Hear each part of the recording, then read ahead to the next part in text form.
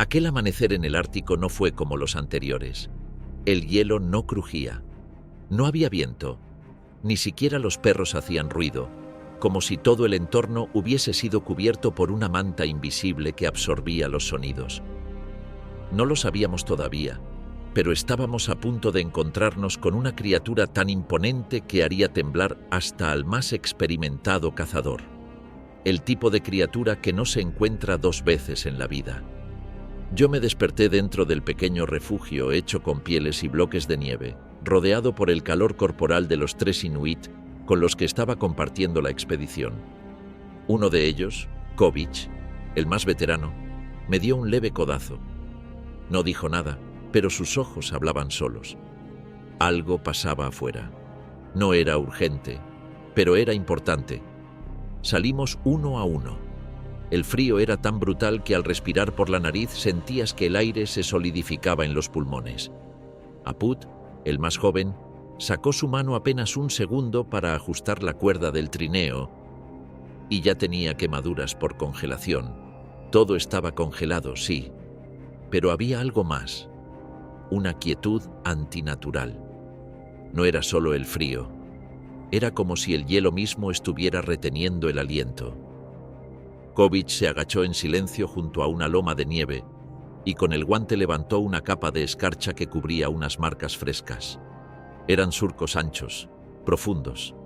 Parecía que algo había arrastrado toneladas de peso a través del hielo, y esas marcas no estaban allí anoche. Eso significaba que fuera lo que fuese. Había pasado cerca del campamento mientras dormíamos.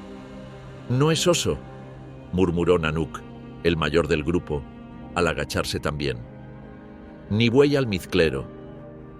«¿Entonces?», pregunté en voz baja, sintiendo cómo mis palabras se convertían en vapor. «Morsa, y no cualquiera». Todos se miraron sin decir más. Y ahí entendí que los cazadores inuit ya sabían de qué morsa hablaban, aunque nadie la hubiera visto en años. La niebla espesa comenzaba a levantarse. El silencio seguía. Pero los perros ya no querían moverse. Seguimos la línea irregular que se abría paso sobre el hielo como una herida. No era una senda constante, sino una especie de zanja profunda interrumpida por manchas oscuras que, según Nanuk, eran restos de hielo derretido por el calor corporal del animal. No parecía posible. ¿Cómo podía una criatura calentar el hielo hasta ese punto en medio de un ambiente a casi menos 70 grados Celsius? Pero ahí estaban los rastros. Vapor leve saliendo del fondo de las grietas.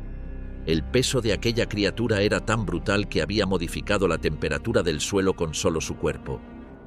Kovic avanzaba adelante, con los hombros rígidos y la lanza tradicional hecha de hueso de ballena firmemente asegurada en su espalda. No hablaba. Solo caminaba y leía el hielo como si fuera un mapa vivo. Cada pequeño quiebre, cada línea en la nieve le decía algo. A veces se detenía, agachado, y analizaba con los dedos enguantados la textura de las marcas. Yo intentaba seguir su ritmo, pero entre las capas de ropa, el peso del equipo y el crujido del hielo bajo mis botas, me sentía como un turista en una tierra que claramente no me pertenecía. Apud se acercó por detrás y me susurró: «Hace años que no la vemos, pero todos sabemos que sigue viva. Le llaman Arbiat, como la vieja historia. Dicen que nació más grande que todas, que sobrevivió a 3 cazadores, que nunca deja que la veas de frente, solo ves la estela. Y si la sigues, bueno, solo algunos regresan». «¿Y ustedes la están siguiendo por eso?», le pregunté. «No», respondió. «La seguimos porque si ella se acerca al campamento podríamos perder el hielo, podríamos perderlo todo». Esa frase me quedó retumbando. No era una morsa común, no era solo caza, era una amenaza, o una prueba. Aún no lo sabía, pero el tono en la voz de Apud no dejaba espacio a dudas. Esto era real y muy, muy serio. Kovic se detuvo de golpe. Habíamos avanzado apenas unos cientos de metros desde el campamento y ya el horizonte parecía otro. La niebla comenzaba a dispersarse y en el límite entre el hielo y la claridad vimos una silueta, enorme, agazapada, respirando. No hizo falta decir nada, era ella. La figura que emergía en el horizonte no se movía con brusquedad, pero se notaba que estaba viva y alerta. La forma era inconfundible, una masa redonda, inmensa, con pliegues oscuros que se elevaban como dunas congeladas. Desde donde estábamos parecía una roca, pero respiraba, y cada exhalación producía una nube densa de vapor que se elevaba vertical y luego se disolvía lentamente. Nadie se movía, nadie hablaba. Solo se escuchaba el tenue chasquido del hielo bajo nuestros pies, como si incluso la tierra estuviera nerviosa. Kovic levantó una mano, ordenando que nos detuviéramos. El gesto fue inmediato y obedecido al segundo. Cada cazador, como si hubiese ensayado este momento durante años, adoptó una postura baja, casi imperceptible, mientras sus ojos escaneaban el terreno buscando cobertura. No había rocas, ni árboles, ni nada. Solo hielo, pero ellos sabían dónde esconderse. Donde yo veía un campo abierto, ellos veían elevaciones naturales de nieve compacta, sombras proyectadas por grietas, incluso acumulaciones de escarcha donde podían ocultarse temporalmente. Yo me arrodillé lentamente, evitando cualquier ruido. El aire frío me cortaba la garganta por dentro. «No podemos acercarnos todos», susurró Nanook con voz apenas audible, pero grave como un tambor bajo tierra. «Ella puede escuchar el hielo. Lo siente. Es más vieja que tú, más vieja que yo». «¿Ella?», pregunté. «Sí. Si llegas a mirarle los ojos, entenderás por qué le dicen así. No es solo una morsa, es algo más». Apud ya se había deslizado unos metros hacia la izquierda, pegado al suelo como una foca cazando, usando los codos y las puntas de las botas para avanzar sin romper la tensión del hielo. Su silueta se confundía con la blancura, como si fuera parte del paisaje. La criatura, inmensa y aparentemente dormida, hizo un leve movimiento. No fue un salto, ni un sobresalto, ni un giro. Fue simplemente que, sin cambiar de posición, giró la cabeza en nuestra dirección. No abrió los ojos, o al menos yo no los vi, pero supimos al instante que ya nos había sentido. «No se mueve porque no necesita», dijo Kovic sin dejar de observarla. «Nosotros ya estamos en su campo». La tensión en el aire era casi insoportable. No sabíamos si teníamos minutos o segundos antes de que se levantara. La bestia estaba observándonos sin vernos, oyéndonos sin escucharnos, sintiendo cada vibración, cada latido, cada movimiento a través del hielo. Y fue ahí, en ese silencio total, donde todo comenzó a cambiar. Porque la morsa no huyó, se incorporó. Y todo el hielo bajo nuestros pies, literalmente, respondió. No fue un levantamiento torpe ni lento. La morsa se irguió con una fluidez imposible para un animal de ese tamaño. Primero el lomo se arqueó, luego los colmillos se alzaron en el aire como torres de marfil amarillento, y finalmente, su cabeza giró por completo hacia nosotros. Estaba completamente de pie, sobre sus aletas delanteras, tan firme como si la tierra bajo ella fuera roca sólida, y no una capa de hielo flotante. Los cazadores no se movieron ni un milímetro. Todos sabían que el menor temblor podría desencadenar una estampida, pero en este caso no de un rebaño, sino de una única criatura que podía aplastar una embarcación como si fuera papel. La morsa respiró profundamente, y cuando exhaló, fue como el resoplido de un tren antiguo. El vapor salió disparado desde sus fosas nasales y por un momento pareció cubrir el mundo. Kovic clavó los ojos en ella sin parpadear. La tenía a menos de 80 metros. Parecía increíble, pero no sacó la lanza. No se movió. Se limitó a observarla como quien lee un libro sagrado. «No la provoques», murmuró Nanook sin girar la cabeza. «Si crees que puedes enfrentarte a ella cuerpo a cuerpo, es que no la has visto nadar». El suelo bajo mis botas vibraba levemente. No era mi imaginación. El peso de la criatura, su simple presencia, provocaba ondas que viajaban a través del hielo como si anunciara que no estaba sola. No porque hubiese más morsas, sino porque el entorno, todo el Ártico, parecía alinearse con su energía. Aput apareció a mi lado desde la nada. No lo había visto moverse, pero ahora estaba allí, con la cara cubierta de escarcha y una mirada que mezclaba respeto y miedo. «Podríamos rodearla», sugirió. «Llevarla hacia el lado este, donde el hielo es más grueso. Si entra al agua por el oeste, no volvemos a verla». «¿Y si no quiere moverse?», pregunté. «Entonces tendremos que hacer que se mueva», dijo, sin quitarle los ojos de encima. Fue la primera vez en toda la expedición que sentí una presión física en el pecho, no por el frío, no por el miedo, sino por la certeza de que lo que pasara en los próximos minutos podía marcar no solo el éxito o fracaso de la caza, sino el bienestar de toda la aldea. Esa morsa no era solo carne, era grasa para las lámparas, piel para los refugios, hueso para herramientas, historia para los más jóvenes. Pero ella no se movía. Y entonces ocurrió algo que lo cambió todo. La morsa giró su cuerpo lentamente hacia el este, como si hubiese escuchado la conversación. Sus colmillos cortaron el aire, y justo en ese momento, un crujido seco, brutal, resonó a menos de 10 metros. El hielo se estaba partiendo. El sonido fue seco, hueco y absolutamente definitivo.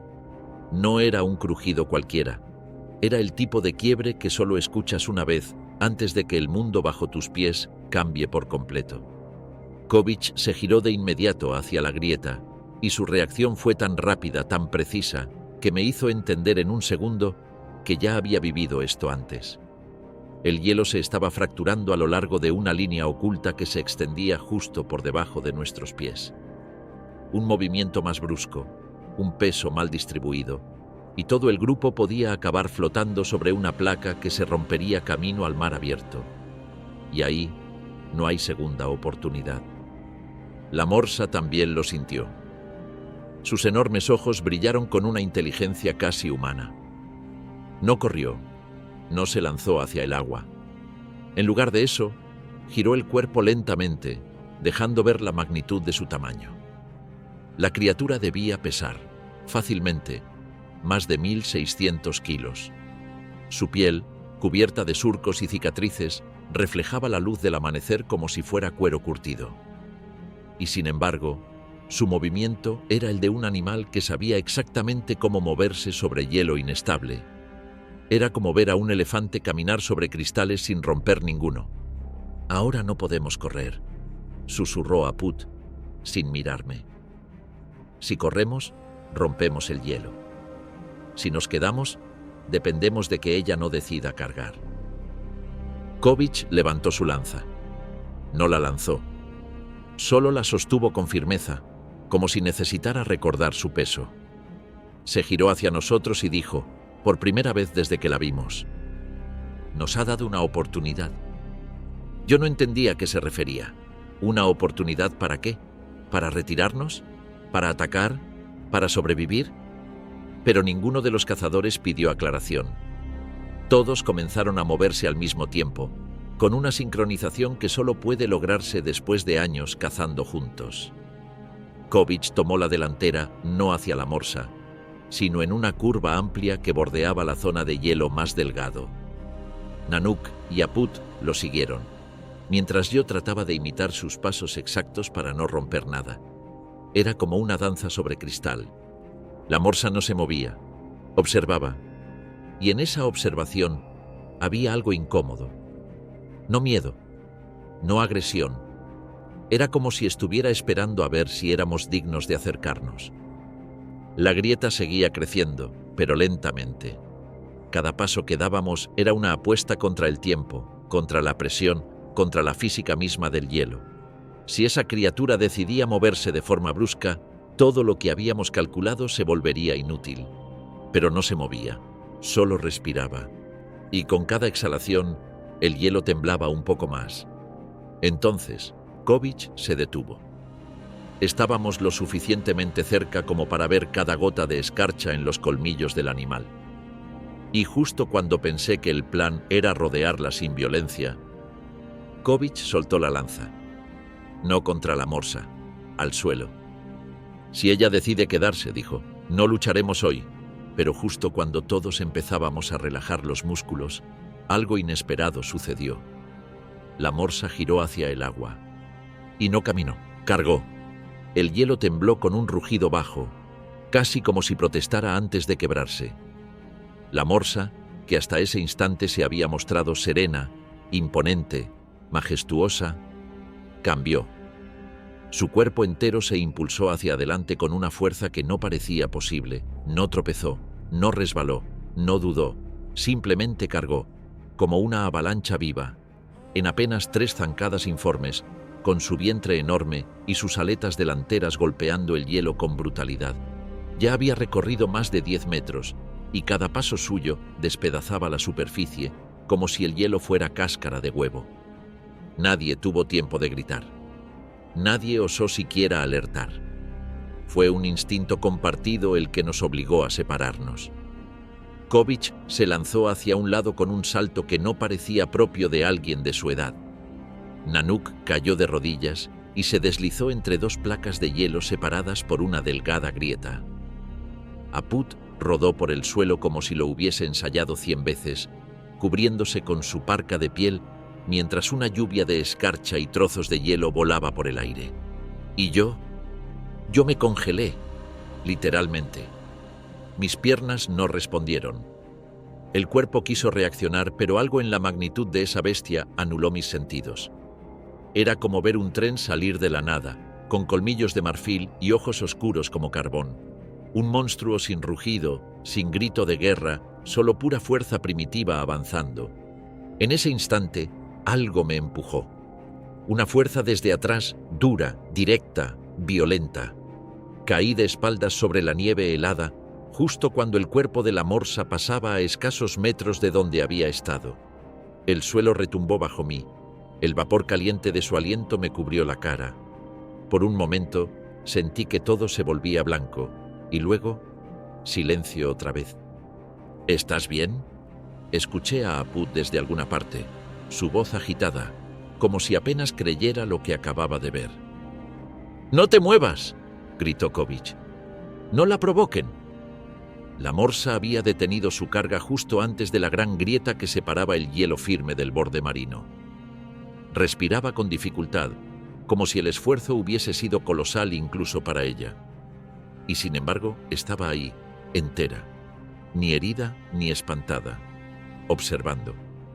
Fue en ese segundo cuando entendí, no había cargado para atacar, había cargado para advertir.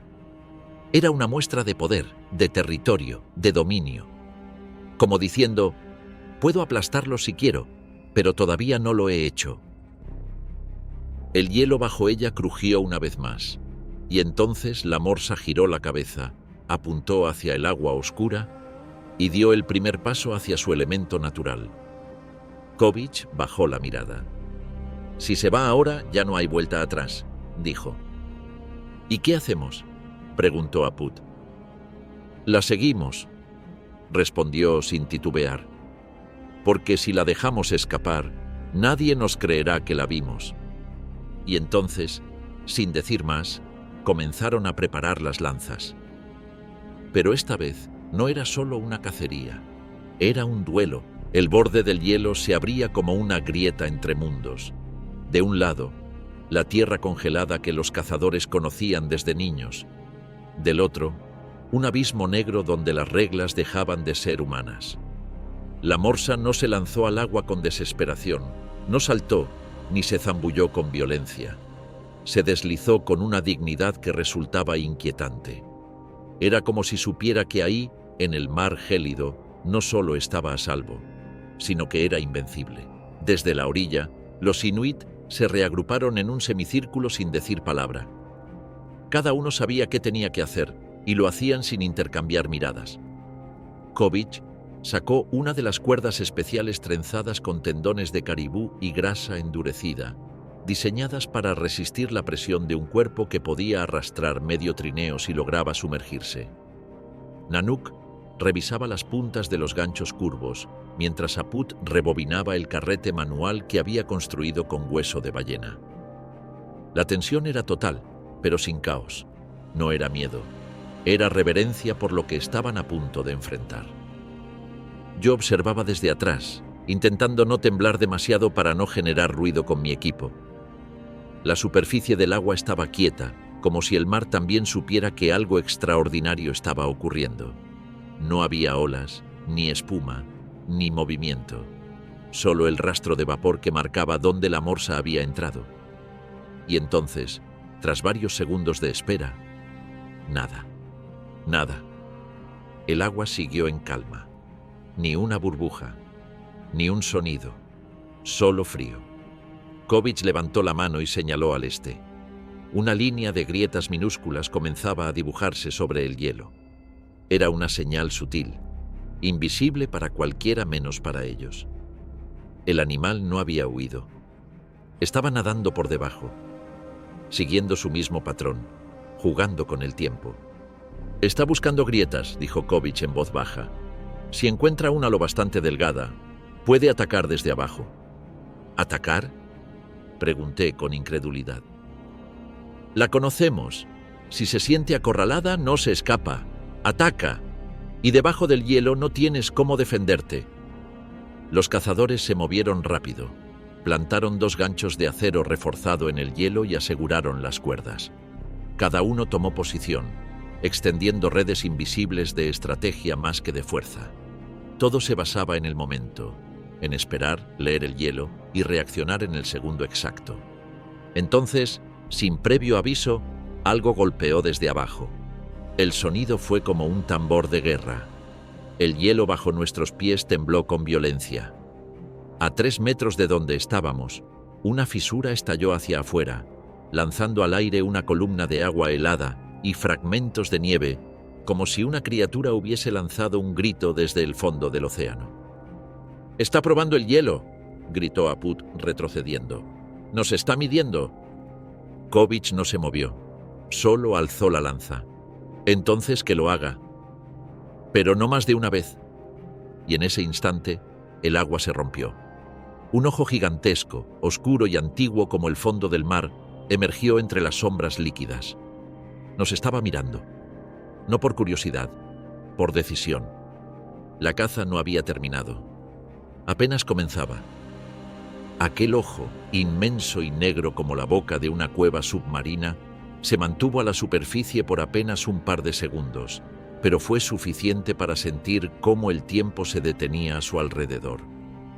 El vapor del mar, el leve crujir del hielo, incluso el viento que corría desde el sur. Todo pareció ceder ante esa mirada. La morsa nos observaba, no como quien ve una amenaza, sino como quien estudia un desafío. Había inteligencia allí, sí, pero también una especie de juicio silencioso, como si ella decidiera si merecíamos estar allí. «Nos ha escogido», murmuró Nanook sin girarse. «No se sumerge, no huye. Nos ha retado». Aput preparó la cuerda con manos rápidas, sus dedos temblando apenas bajo los guantes de piel. El plan que ahora ejecutaban era una técnica ancestral, tan vieja como las primeras migraciones sobre el hielo. Se trataba de cercar a la criatura, no físicamente, sino psicológicamente, crear un perímetro con ganchos, cuerdas y señales sutiles en el hielo que engañaran su percepción espacial. Una ilusión de encierro que, si funcionaba, mantenía a la morsa girando dentro de un círculo sin salida, justo lo necesario para una oportunidad de lanza. Kovic plantó el último anzuelo con precisión quirúrgica. Las líneas de tensión quedaron tendidas como un telar invisible, marcando un perímetro de unos 20 metros. El animal seguía parcialmente fuera del agua, con medio cuerpo hundido, pero con el cuello y los colmillos apuntando hacia nosotros como los mástiles de una nave antigua lista para embestir. Y entonces se detuvo. Un instante. Un segundo eterno. «Está dudando», susurró Aput. «Esta es la ventana». Kovic asintió. Levantó su lanza con un solo brazo y dio un paso hacia el borde. Cada músculo de su cuerpo hablaba en silencio, tenso, listo, pero paciente. Su mirada clavada en el pecho del animal, buscando la línea exacta entre los pliegues de grasa donde un golpe podría penetrar. Un lugar que no garantizaba la muerte, pero sí la oportunidad. «Ahora», dijo, y justo cuando creí que lanzaría, la morsa hizo algo completamente inesperado. No se sumergió, no cargó, saltó. No fue un salto de agilidad, claro. Fue un impulso salvaje, un estallido de músculo y furia. Su cuerpo salió medio metro del agua en una explosión de espuma helada y en lugar de ir hacia adelante, se lanzó lateralmente, directo contra una de las estacas clavadas en el hielo. El impacto fue tan fuerte que la cuerda se partió al instante y uno de los ganchos voló por el aire como una hoja al viento. «¡Ha roto el cerco!», gritó Nanook. «¡Está escapando por el flanco izquierdo!». Todo el sistema colapsó en un par de segundos. El perímetro se deshizo como si nunca hubiera existido. El animal, astuto como un viejo cazador, había identificado la ilusión y la había destruido de un solo movimiento. Kovic no perdió tiempo. Corrió hacia la estaca central para bloquear la ruta de escape. Pero la morsa ya había girado hacia la grieta por donde había entrado al agua, y si alcanzaba la abertura principal, se perdería en el laberinto submarino de canales invisibles bajo el hielo. Y si entraba allí... «¡No podemos seguirla bajo el hielo!», gritó Aput, jadeando. «Ni siquiera la veríamos venir». Yo retrocedí con la cámara en alto, capturando la escena entre los temblores del hielo. Cada vibración me recordaba que debajo de mí no había tierra, sino un vacío oscuro y frío, y que esa bestia estaba a punto de usarlo a su favor. Y entonces... la morsa se detuvo otra vez. ¿Estaba cansada? ¿Dudando? O tal vez estaba esperando ver si nos atreveríamos a seguirla donde nadie sobrevive mucho tiempo, bajo el hielo. Kovic tomó una decisión. «Entramos», dijo, mirando el borde del agua. «La seguimos». Y lo que hizo después cambió por completo el curso de la expedición. Kovic no dudó ni un segundo. Se giró hacia Aput y le lanzó una mirada que no necesitaba traducción. El joven cazador asintió y corrió hacia los perros, que estaban atados a unos metros, tensos, inquietos, como si ellos también hubieran sentido que algo no iba bien desde el principio. Los animales olían la amenaza que se desplazaba bajo el hielo, aunque no la vieran. El tipo de instinto que los humanos habían perdido hacía generaciones, pero que los inuit todavía sabían respetar.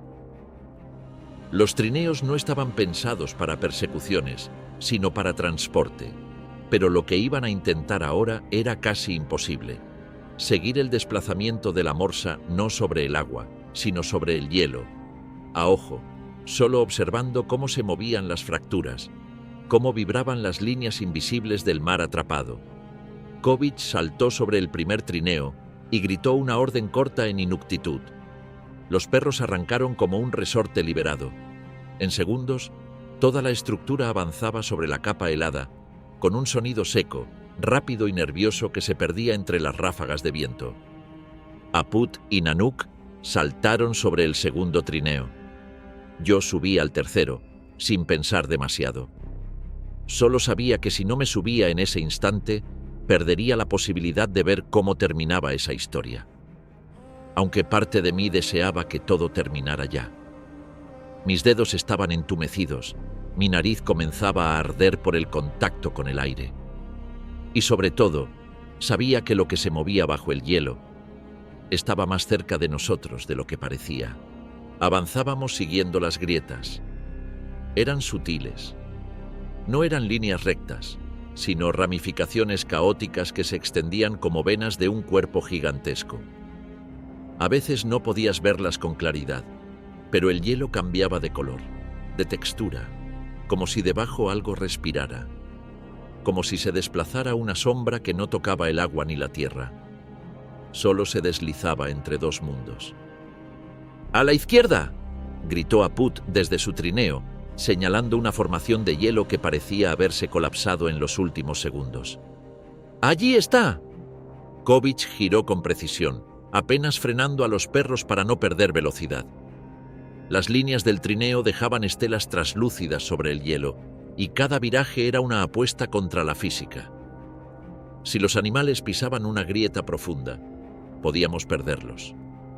Si el trineo se volcaba, la carrera terminaba. No había margen de error. Y entonces la vimos de nuevo. A través de una abertura que se había formado a unos 15 metros del borde, la silueta oscura de la morsa se dejó ver bajo el agua. No era una imagen clara. Era como ver una sombra densa, con forma, con peso, moverse con una fluidez inhumana. Sus colmillos pasaron a centímetros del borde de la grieta, y por un segundo pareció girar la cabeza hacia nosotros, aunque sabía que estaba cubierta por una muralla de hielo y agua. «Nos está guiando», murmuró Nanook apenas audible. «¿Guiando?», pregunté con la voz seca por el frío. «Sí, no está escapando. Quiere que la sigamos». Kovic frenó de golpe el trineo. La nieve levantada formó una nube que ocultó todo por unos segundos. Cuando se disipó, él estaba de pie, mirando el horizonte. Delante de nosotros, un campo blanco que parecía inofensivo, pero las líneas del hielo eran distintas. Había marcas, círculos perfectos, zonas sin nieve, como si alguien hubiese estado allí antes, o algo, muchas veces. «Este es su terreno», dijo Kovic. «Aquí es donde ella decide». Los trineos se detuvieron. Los perros olfateaban el aire, nerviosos. El grupo bajó en silencio.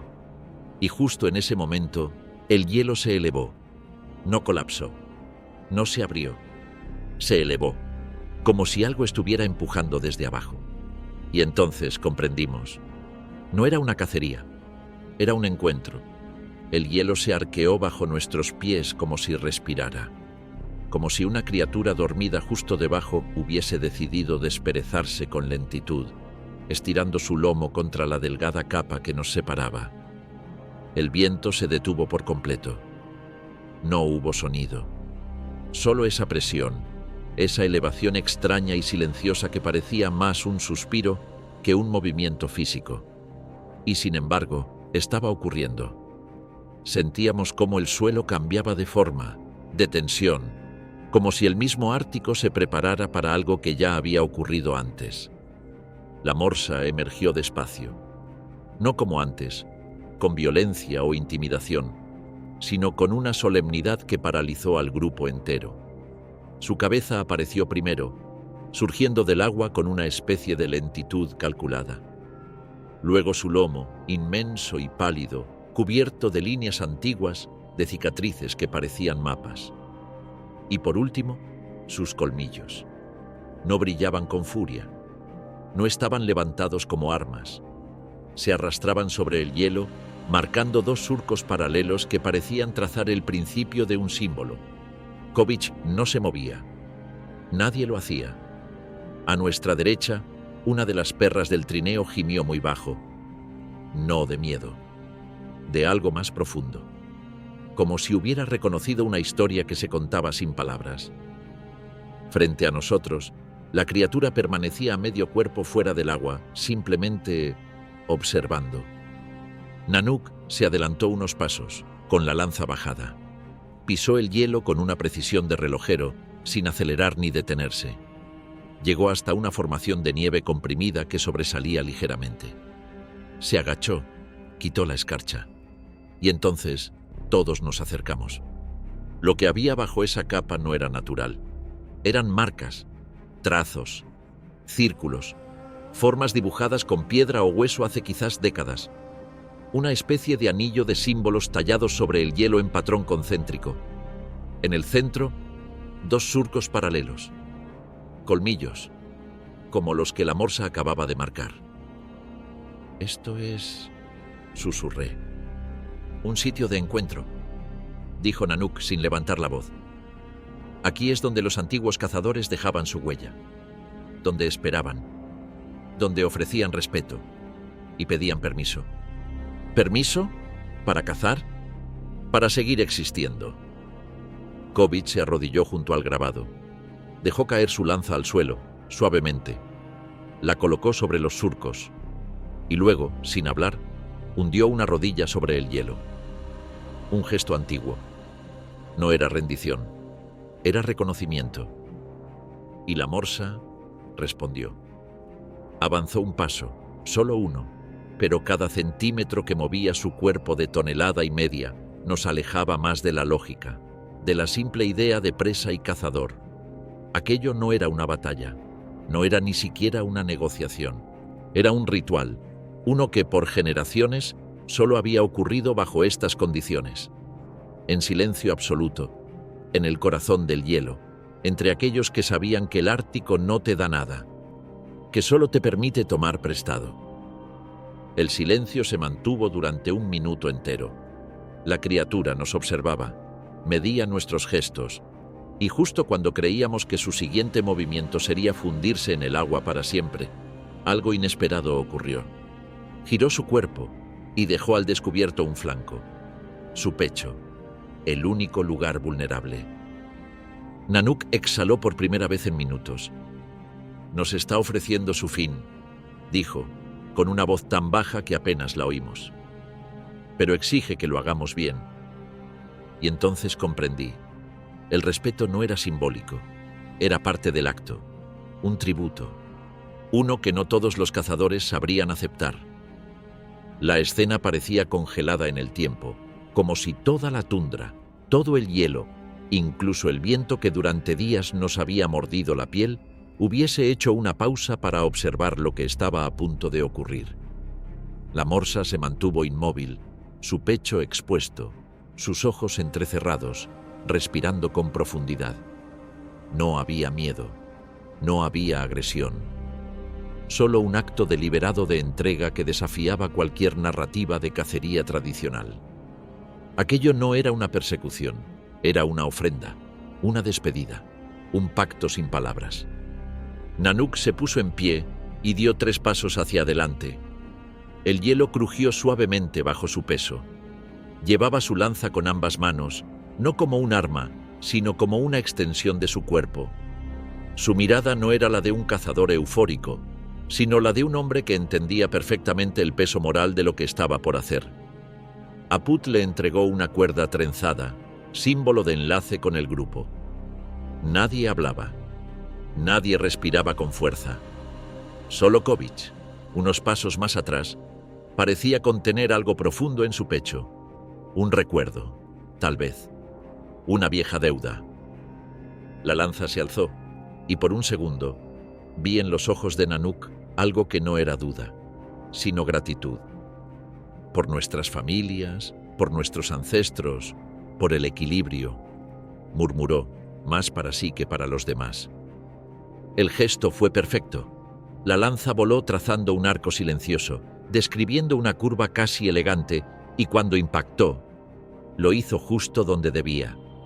No hubo sobresalto, no hubo rugido, solo un estremecimiento en el cuerpo del animal. La morsa retrocedió medio paso, respiró profundo y con una dignidad que me dejó sin aliento, se mantuvo de pie. Kovic avanzó con rapidez. Amarró la cuerda a la lanza incrustada. Aput y otro cazador tomaron sus extremos, anclándolos con estacas al hielo. El animal se tambaleó y finalmente se apoyó con lentitud en el hielo, como si descansara. Todo se movía con una cadencia que no tenía urgencia, pero sí destino. Nadie celebraba, nadie levantaba la voz. Era un acto sagrado, y todos lo sabían. Yo grababa con manos temblorosas, no por el frío, sino por la emoción. Frente a mí, acababa de ocurrir una escena que jamás imaginé presenciar. Un animal salvaje, gigantesco, entregando su vida de forma ritual, y un grupo de humanos que lo recibía no con hambre, sino con respeto absoluto. Kovic se acercó por último. Se arrodilló frente al cuerpo ya casi inmóvil de la morsa. Colocó una pequeña piedra blanca sobre su lomo, cerró los ojos y murmuró algo en un dialecto que no entendí. «¿Qué dijo?», pregunté. Gracias, respondió Nanook. Le agradece el viaje. Y entonces, la criatura exhaló por última vez. El vapor subió al cielo como un velo. Se disipó entre las ráfagas de viento que empezaban a regresar. Y en ese instante, comprendí por qué los Inuit cazan así, por qué aún usan lanzas de hueso, por qué no gritan victoria ni se apresuran en la muerte. Porque para ellos, cada cacería no es una conquista, es una conversación con el hielo, con el animal y con sus propios límites. Apenas el aliento final de la morsa se disipó en el aire, como si el Ártico mismo lo absorbiera en señal de aceptación, los cazadores se pusieron en marcha con una precisión que solo da la costumbre de vivir entre el filo de la vida y la muerte. No hubo descanso. No hubo tregua. Solo una urgencia contenida en cada movimiento. El hielo, ahora manchado con rastros de sangre que se congelaban al instante, comenzaba a cambiar su textura. Ya no era una plataforma sólida. Era una promesa frágil que podía romperse sin previo aviso. «Tenemos 2 horas como mucho», dijo Kovic clavando su cuchillo de hueso en la grasa del flanco del animal. «Después de eso, el hielo aquí ya no sirve». «¿2 horas para cortar, atar y cargar esto?», dije sin pensar con incredulidad. «2 horas para sobrevivir», me corrigió Aput, que ya sujetaba los ganchos de arrastre. «No lo pienses como un cuerpo. Piensa en una montaña que se hunde si no la movemos». Nanook lideraba la maniobra con el respeto que aún mantenía hacia el cuerpo de la morsa. Nada se desperdiciaba. El proceso era casi ceremonial. Primero la piel, que se cortaba con precisión para no romper las capas inferiores.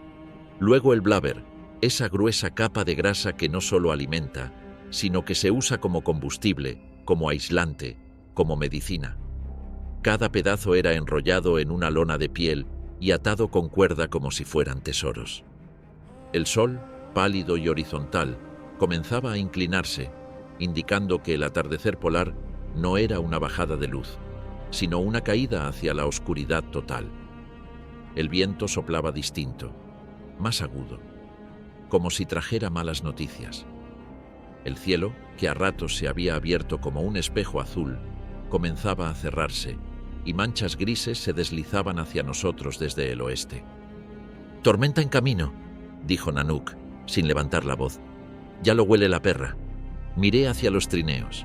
Los perros, hasta hace poco tranquilos, ahora estaban de pie, olfateando el aire, con las orejas erguidas y los cuerpos tensos. El instinto animal no falla. El clima estaba por cambiar. Y cuando el clima cambia aquí, no te da tiempo a debatirlo. Los Inuit ataron los últimos rollos de carne. Kovic colocó los colmillos sobre un trineo, asegurándolos con nudos dobles. Eran símbolos, sí, pero también eran material de trabajo, herramientas, historia viva. Yo grababa todo lo que podía, temiendo que la cámara no resistiera el frío creciente. Cada vez que me quitaba los guantes para manipular algo, sentía como si me pusiera la mano sobre hielo seco. Ardía, y el ardor era señal de congelación inminente. Ya no podíamos quedarnos más tiempo. «Vamos a empujar el cuerpo hacia el trineo», dijo Kovic. «No se puede arrastrar así como está. Si rompe el hielo, se lo lleva el mar». «¿Y si ya es tarde?», pregunté. Kovic se giró hacia mí, con una mirada que no contenía reproche, pero sí verdad. «Entonces, solo nos queda volver sin nada, si el hielo lo permite». Los cazadores rodearon el cuerpo. Como un solo ser, contaron hasta 3 y empujaron. El hielo gimió, literalmente, un lamento profundo, como un eco desde el fondo del océano. El cuerpo de la morsa se deslizó apenas unos centímetros. Otra vez, más fuerza, un crujido, un deslizamiento, y entonces, en el horizonte, apareció el muro. Una pared blanca que avanzaba rápido. Una nube de nieve cerrada, densa, girando como una criatura enloquecida por el hambre. «A la tormenta le quedan 15 minutos», gritó Aput. «Y a nosotros solo 10 para salir de aquí», respondió Kovic. Y en ese momento entendí. La caza había terminado, pero ahora era el hielo el que nos cazaba a nosotros. El rugido del viento avanzaba como un tren invisible, empujando delante de sí una pared de hielo molido, nubes de cristales que giraban con furia helada. En el Ártico no hay rayos ni truenos cuando llega una tormenta. Solo el estruendo seco de la nieve siendo arrojada contra la nada, la fuerza de un universo blanco que decide apagarte sin rabia, pero con precisión. Y esa tormenta, la que se nos venía encima, no venía a avisar, venía a barrer. Kovic dio la orden con voz baja pero firme. No intenten salvar todo. Lo esencial primero: grasa, colmillos, carne de la base. Si la nieve nos atrapa con peso, no nos moveremos. Nadie discutió, nadie protestó. En un segundo, la mitad de lo que habían preparado quedó abandonado junto al cuerpo de la morsa. La idea de dejar algo atrás, después de tanta preparación, tanta tensión, tanto respeto hacia el animal, dolía como una traición, pero todos sabían que insistir era morir. Apud ató los últimos paquetes al trineo como si le fuera la vida en ello, y de hecho, así era. Las cuerdas tensadas, el cuero congelado crujiendo al ser estirado. Nanook cubrió los bultos con una lona de piel de foca y la sujetó con estacas que clavó con fuerza. No hablaban. Trabajaban como una maquinaria que conocía el miedo pero no se dejaba dominar por él. Yo solo podía grabar fragmentos porque el viento ya me sacudía los brazos y mi cámara, tan moderna y avanzada, comenzaba a morir lentamente. La batería bajaba como si se derritiera, aunque todo estuviera a decenas de grados bajo cero.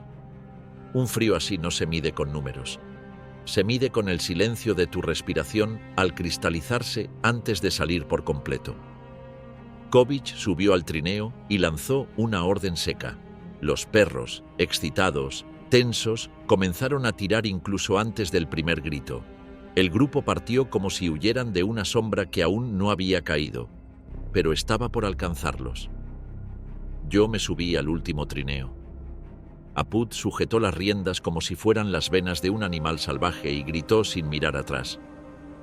«Si nos quedamos 5 minutos más, dormimos aquí para siempre». La tormenta nos alcanzó a mitad de la llanura. El mundo, que hasta hace un rato era un campo blanco bajo un cielo pálido, se convirtió en una tormenta sin dirección. Todo desapareció. El horizonte, las grietas, incluso las huellas. Ya no se podía distinguir el cielo del suelo. Era como moverse dentro de una nube densa, blanca y ruidosa. El sonido era ensordecedor, un rugido bajo, constante, que hacía vibrar los huesos. Kovic se adelantaba abriendo paso con la experiencia de un hombre que conocía cada textura del hielo solo con verla pasar bajo sus perros. Pero incluso él, incluso Nanook, incluso Apud, empezaban a mirar hacia los lados, a buscar señales invisibles, a dudar. «La grieta está cerca», gritó Nanook. «Aquí no hay que correr, hay que flotar».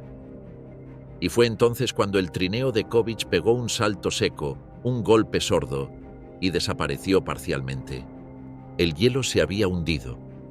El trineo no cayó al agua, pero se clavó en una capa delgada, y 2 perros se deslizaron hacia adelante, rompiendo con sus patas una delgada línea de hielo frágil. Apud gritó. Kovic se lanzó hacia los animales. Yo solté la cámara y salté del trineo para ayudar, sin saber cómo, sin saber qué haría si el hielo me tragaba también. Fue un segundo. 2. No más. Pero ese segundo fue el más largo de toda la travesía. El crujido fue seco, como un hueso quebrándose bajo presión, y vino seguido de un chillido angustioso que cortó el aire como una lanza. Uno de los perros había quedado atrapado entre 2 bloques de hielo que empezaban a separarse. Su lamento no era solo dolor físico, era miedo. El mismo miedo que nosotros también sentíamos, aunque no gritáramos. Kovic no lo pensó ni medio segundo. Se lanzó de bruces sobre el hielo agrietado, resbalando hacia adelante mientras sujetaba la cuerda que lo unía al arnés del animal. Cada movimiento suyo era un equilibrio entre fuerza y control. Si se impulsaba demasiado fuerte, rompería más hielo. Si se detenía, perdía al perro.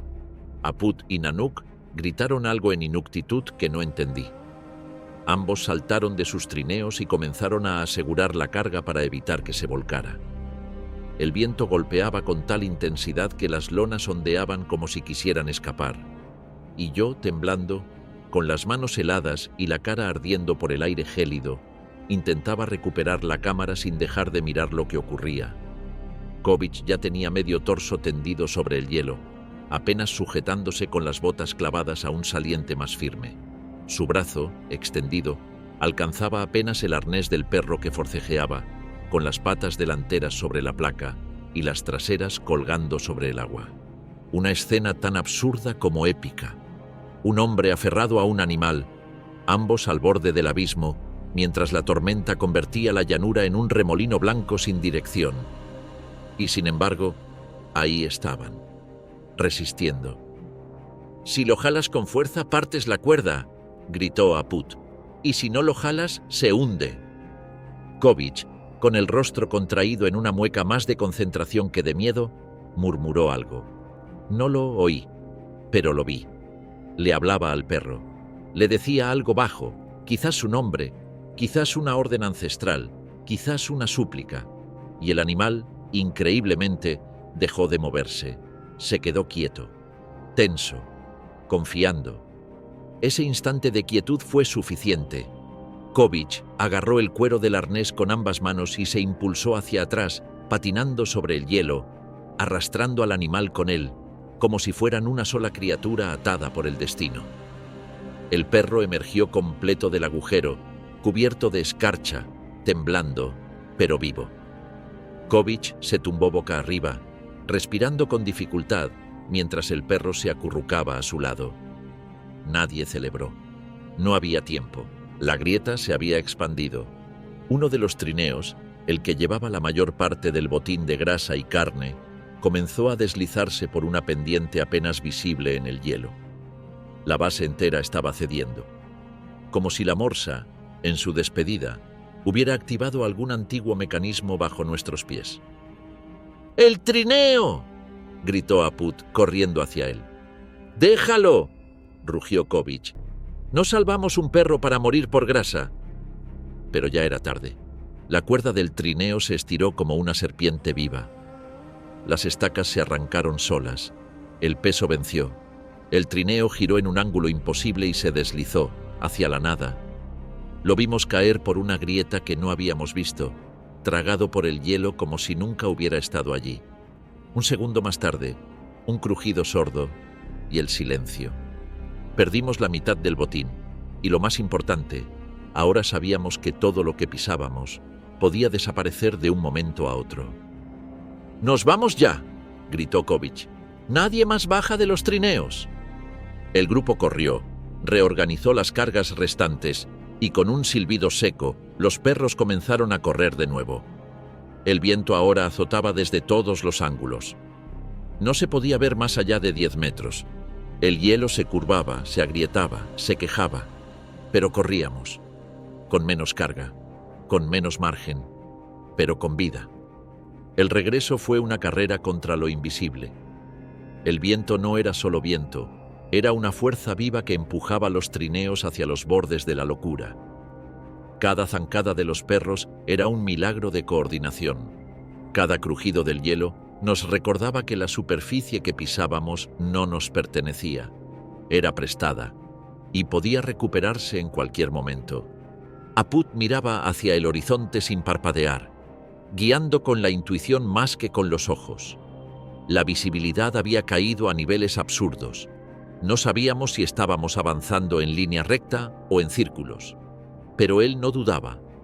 Nadie dudaba de Aput, porque él, como los demás, no aprendió a navegar con mapas, sino con los músculos, el viento, los olores, las formas invisibles del Ártico. Yo no podía hablar. Tenía los labios congelados, los dedos dormidos y el corazón latiendo como si quisiera escaparse del pecho. Pero aún así, en medio del caos, seguía filmando. No para mostrar valentía, sino porque sentía que este instante, Este infierno blanco, este acto de huida digna, tenía que quedar registrado para algo más que la memoria. Tras lo que parecieron horas, una figura apareció a lo lejos. Una silueta negra contra la tormenta, apenas visible, pero reconocible. Era una estaca de señal, una que el propio Kovic había colocado semanas atrás para marcar el camino de regreso. A su lado, una estructura semienterrada en nieve, el muro exterior del refugio temporal. ¡Ahí!, gritó Kovic con un puño alzado. ¡Ya casi! Los perros dieron un último impulso. El trineo se inclinó, casi volcándose, pero aguantó. Saltamos, corrimos, abrimos la entrada cubierta de hielo endurecido y uno por uno nos lanzamos al interior. Cuando la lona se cerró y la entrada fue sellada, el silencio cayó. Un silencio total. Solo los latidos de nuestros corazones, el jadeo de los perros y el crujido de la ropa endurecida por la escarcha. Afuera, la tormenta rugía con la furia de 1000 cuchillas. Adentro, el calor humano apenas comenzaba a ganar la batalla. Nadie habló durante varios minutos, hasta que Nanook se puso de pie, sacó de su abrigo una pequeña bolsa de cuero y la colocó sobre la mesa. Dentro había un objeto, un fragmento del colmillo de la morsa, tallado con símbolos antiguos. Lo colocó en el centro del espacio. Y todos entendieron. No se trataba solo de sobrevivir, era necesario rendir homenaje. Kovic extrajo un poco del blubber rescatado, lo colocó sobre una piedra caliente cerca del fuego y el olor denso y ahumado llenó el refugio. No era un banquete, era un gesto, una señal para los que no estaban, para el animal que quedó atrás, para las otras generaciones que harían este mismo viaje. «Gracias por permitirnos volver», murmuró Apud, mientras uno de los perros se tumbaba junto a él, exhausto pero con los ojos tranquilos. Yo me senté junto a ellos, sin palabras. Todo lo que había visto, todo lo que había sentido, se resumía en ese calor leve, en ese aroma denso, en esos ojos que sabían algo que yo apenas empezaba a entender. La caza había terminado. Pero lo que habíamos vivido quedaría grabado para siempre. ¿Te gustaría ver cómo lo grabamos todo desde dentro del refugio? ¿Qué se hace después de una cacería como esta? ¿Cómo se honra al animal? ¿Cómo se distribuye entre las familias? ¿Cómo una comunidad sobrevive con dignidad en uno de los entornos más extremos del planeta? Dale like, comenta si te quedaste hasta el final y suscríbete porque esto solo acaba de empezar.